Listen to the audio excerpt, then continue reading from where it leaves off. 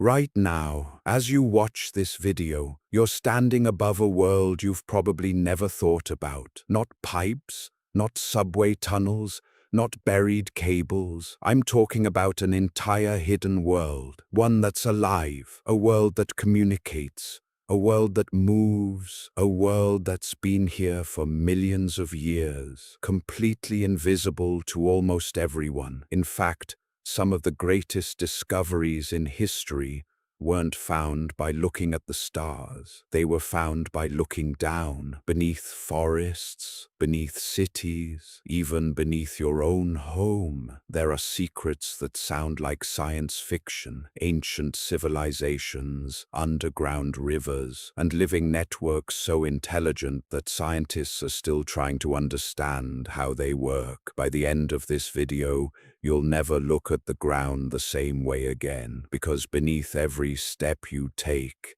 there's another world, one that's been hiding in plain sight. Let's begin in a place that looks completely ordinary, a forest. You see trees, leaves, birds, maybe a few mushrooms after the rain. Nothing unusual, or so it seems, because beneath that layer of leaves lies one of the most astonishing natural systems ever discovered. Scientists call it the Wood Wide Web, and no, that's not just a clever nickname, it's surprisingly accurate. Hidden beneath the soil is an enormous network of microscopic fungal threads called mycelium. If you stretch them out, just a handful of healthy forest soil could contain miles of these tiny filaments. Together they form a living web connecting hundreds, sometimes even thousands of trees. But this isn't just a physical connection, it's an information network. Imagine if every tree in a forest had access to the internet. That's remarkably close to what's happening underground. When one tree comes under attack by insects, it doesn't simply defend itself. It sends chemical warning signals through its roots. The fungi pick up those signals and deliver them to neighboring trees. Before the insects even arrive, nearby trees begin producing defensive chemicals. It's almost as if the forest is sending text messages. Scientists have observed this process in multiple ecosystems around the world, and it gets even stranger. Some trees don't just communicate, they cooperate. Deep within many forests are enormous ancient trees. Some are hundreds of years old. Researchers often call them mother trees. These giants act like central hubs in the underground network. Using the mycelium as a bridge, they can send nutrients to young saplings growing in deep shade, helping them survive until they reach the sunlight. Think about that for a second. A massive tree giving away its own energy to help another tree stay alive. For decades, people believed forests were places where every tree competed against the others, but today's research paints a very different picture. Forests aren't just collections of individual trees, they're communities, complex, connected,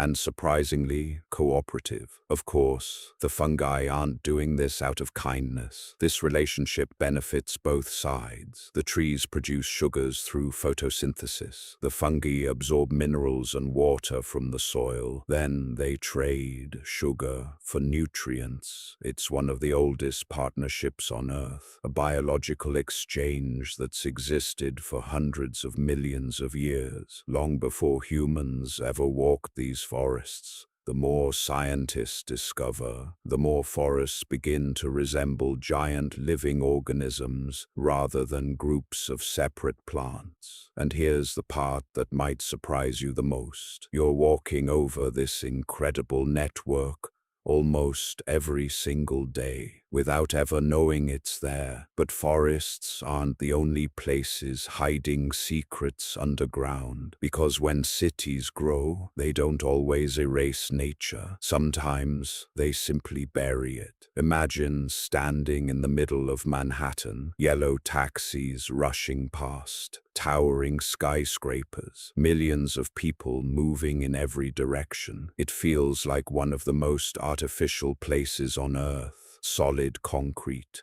steel, glass. But beneath those busy streets, water is still flowing, exactly where it flowed hundreds of years ago. Long before New York became New York, the island was crossed by streams, wetlands, and freshwater creeks. One of the most famous was Minetta Brook. It wound through what is now Greenwich Village, providing fresh water to wildlife and to the indigenous Lenape people who lived there centuries before the city existed. As Manhattan expanded, the stream became a problem for developers, so they didn't remove it. They buried it, stone by stone, street by street, building by building. The river disappeared from view, but it never stopped flowing. Even today, basements in parts of Lower Manhattan require constant pumping to prevent flooding.